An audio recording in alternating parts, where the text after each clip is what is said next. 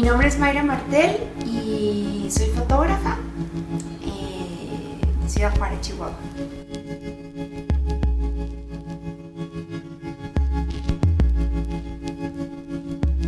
Fue cuando tenía como 17, 18 años y como estaba trabajando en un periódico, hacía la página como cultural y bueno, pues ahí con el fotógrafo que estaba trabajando, que era muy lindo conmigo, me enseñó cómo usar la cámara, ¿no? Y eso me empezó como a interesar mucho, pero realmente no sabía como todo este mundo de que había y yo quería estudiar foto, entonces empecé a investigar como dónde podía ir a pues sí, como aprender más de fotografía y eso.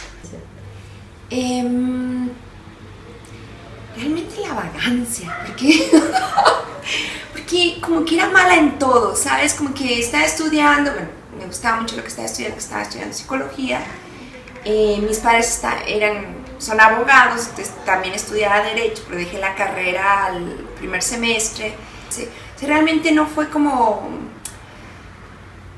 una decisión muy clara en mí desde el principio, sino que empecé a hacer cosas y de repente ya me dedicaba como a eso, ¿no? Como ya el discurso era muy,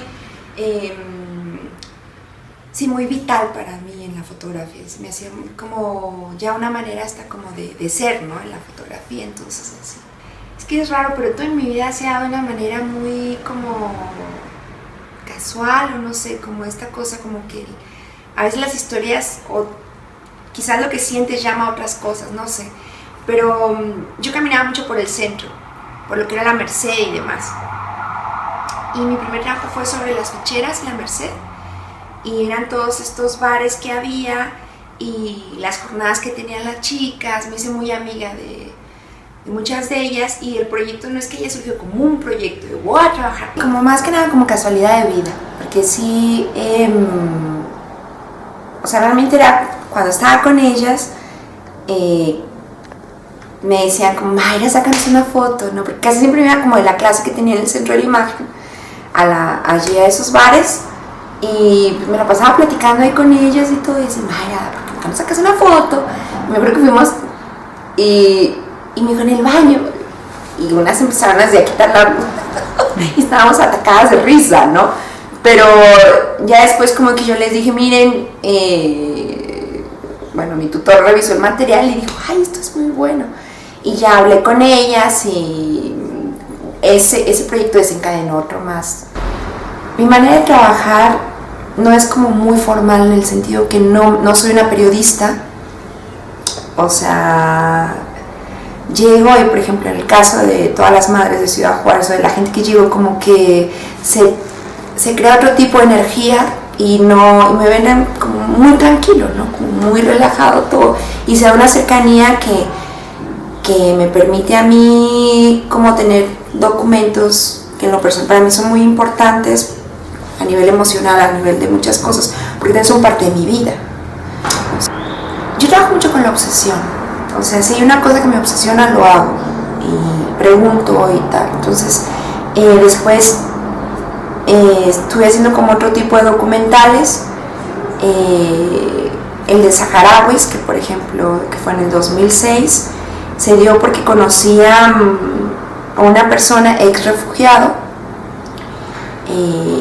en un avión, le tocó, era mi compañero y me empezó a contar, ¿no? Entonces me interesó muchísimo y hablé con la embajada del Sáhara en México y trabajamos como, yo quería ir a trabajar allá y quería conocer y la situación, ¿no? Más que nada era eso, se tenía curiosidad de ver, o sea, nunca empiezo con una curiosidad de documentar, empiezo con una curiosidad primero de observar, ¿no? De tener esa, y ya estando allí se da el tipo de trabajo que voy a hacer, o sea, no es todo no planeo nada, ¿no? Sino que ya estando en el lugar ya creo que la gente, el espacio, todos estos mapas físicos te permiten ver lo que vas a hacer y cómo vas a desarrollar tu línea de trabajo, ¿no? Allí. Y bueno, fue así, o sea, llegué al Sáhara y empecé a documentar los campamentos de refugiados, pero también supe sobre la desaparición, entonces hice bastantes cosas allí, pero simplemente fue como porque esta persona la conocí, o sea, y todas las cosas casi son así, ¿no? En Petare es porque conocí a Paolo Gasparini, que es un fotógrafo italiano que vive en Venezuela, que él me buscó cuando yo estaba haciendo como el documento, estaba empezando, que sí fue el documental de Ciudad Juárez en el 2007, tenía 2 años en eso y él quiso ir a Juárez porque quería conocer y demás, y entonces me vio y, o sea, las palabras literales fueron: tú eres re malandra, ¿no? Tienes que ir a Petare, puro malandra allí, y me empezó como mucho como a hablar del lugar. Yo dije, ya está, quiero ir a Petare y quiero ver qué sucede, porque es uno de los lugares más violentos en Latinoamérica, ¿no? Con la tasa de homicidios más grande. Es un circuito de barrios, donde sí, una barbaridad, ¿no? Yo nunca había visto tanta sangre ni tanto muerto así, ¿no? Y así cada cosa, ¿no? Lo de falsos positivos en Colombia se dio porque yo fui a trabajar allá en desaparición forzada, de todo esto que fue el conflicto armado y demás, pero entonces estando allá me enteré de un problema que estaba sucediendo, que era el presidente Uribe estaba por hacer más eficiente la guerra contra el FARC, le dijo al ejército: por cada guerrillero muerto o incauto, les voy a dar dinero, días libres, como este tipo de bonificaciones económicas. Entonces el ejército empezó como a secuestrar jóvenes de las partes más pobres de Colombia. Yo trabajé principalmente en un lugar muy pesado que se llama Soacha, que es un lugar, o sea, en las periferias de Bogotá. Se los llevaban al norte del país, tipo 16 horas, y los soltaban ahí, se corren, ¿no? Y los asesinaban. Y después de 4 o 5 meses que salía como en el noticiero que se habían encontrado tal, y ponían las fotos de la morgue, literalmente las fotos que habían sacado, las madres empezaban a reconocer a sus hijos, pero lo que no entendían es cómo si una persona, su hijo había desaparecido un 6 de octubre, el 7 de octubre, o sea, aparecía muerto en el norte del país y ya era el súper guerrillero.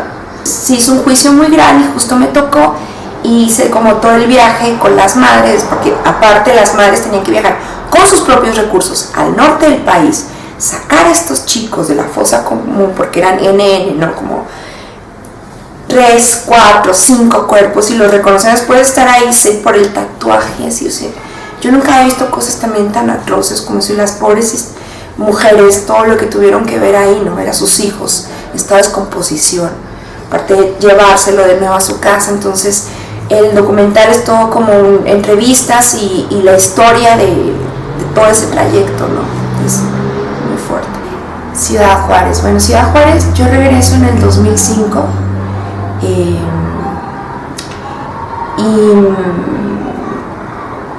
pues me encontré como otra vez como con el centro de la ciudad.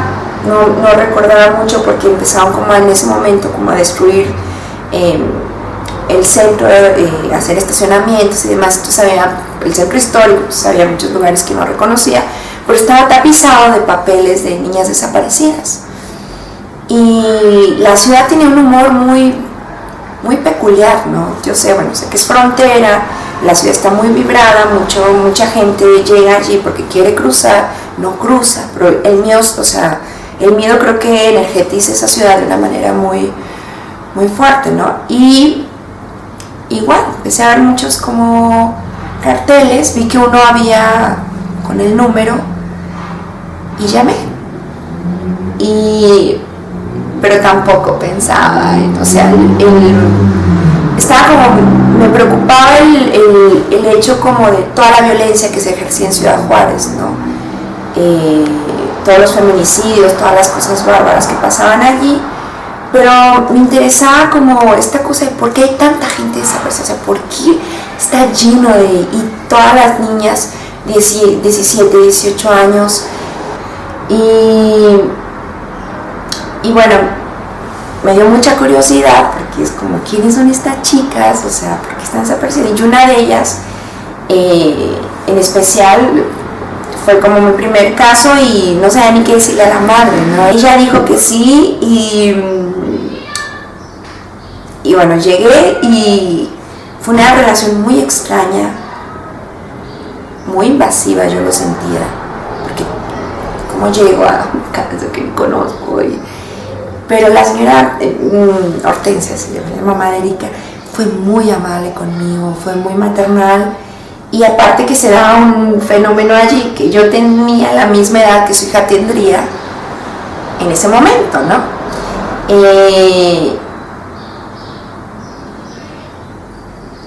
Y como que con esta obsesión de saber quién es esta persona y de documentar y de realmente como encontrarla en algo que no está,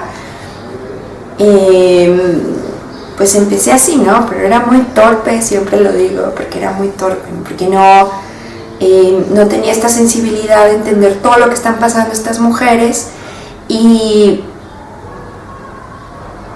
bueno, obtuve como mucha ayuda como de las madres, porque la madre me explicaba tal, fue muy linda. Ella misma me dijo, mira, deberías ir con tal persona. Empecé a hacer como investigación también en los registros de policía, sacar, o sea, toda la gente que está, las mujeres que estaban como desaparecidas. Pero te digo, ahora que lo pienso, que son 10 años después, ¿no? O sea, ahora que lo pienso, todo se dio de una manera como tan fluida, tan casi como si estuviera ya, que todo eso me estaba esperando, me explico, como todo lo que me pasó, todas las situaciones también como que tuve violentas, cómo salí de ellas, o sea, ahorita estoy como que nunca tomas conciencia de lo que sucedió en tu vida hasta tiempo después y te das cuenta de lo afortunada que fuiste, ¿no? Y todo lo maravilloso también que sucedió y los encuentros que tuve y las personas que tuve como oportunidad de escuchar y de conocer, ¿no? Ha sido muy fuerte Ciudad Juárez para mí, muy muy fuerte, porque te digo, ya se convierte, es como estar viendo una película tan intensa que no puedes ponerle stop y cerrar los ojos, ¿no? No, tienes que verla y la tienes que ver completa, porque no tienes otra opción, eso te tocó, ¿no? Y pues sí me ha afectado muchísimo, ¿no? Incluso una vez en ese año que te digo, en el 2010, que yo no pude pisar Ciudad Juárez, ¿no? De todo el 2010, ya hasta creo que fue en noviembre, casi terminando el año, que hice un trabajo para Aperture que estaba de volver y encontré pues, una ciudad, imagínate, estaba toda la guerra del cartel, encontré el centro, una ciudad ya una ciudad de muertos. Pero precisamente ese año tuve un sueño como muy fuerte en donde yo soñaba con varias de las chicas, eran compañeras mías en la secundaria, entonces yo llegaba a mi salón de clases y las veía todas con el uniforme y yo decía, y veía a Erika en ellos, yo decía, chicas, ¿pero dónde estaban? O sea, las hemos estado buscando. Entonces había un momento muy fuerte en que todas se miraban, me voltean a decir, Mayra, si la que estaba desaparecida eras tú. Despierto, ¿no?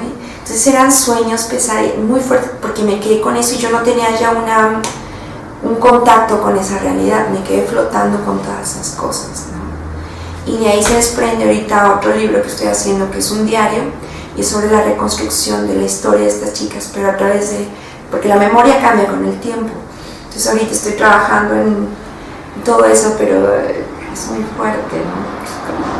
Me siento mal conmigo misma porque eso ya tuve que haberlo terminado hace tiempo, pero también he aceptado que también soy mujer, ¿no? Que soy mujer y que no tenía esa energía para hacerlo, ¿no? Que no podía.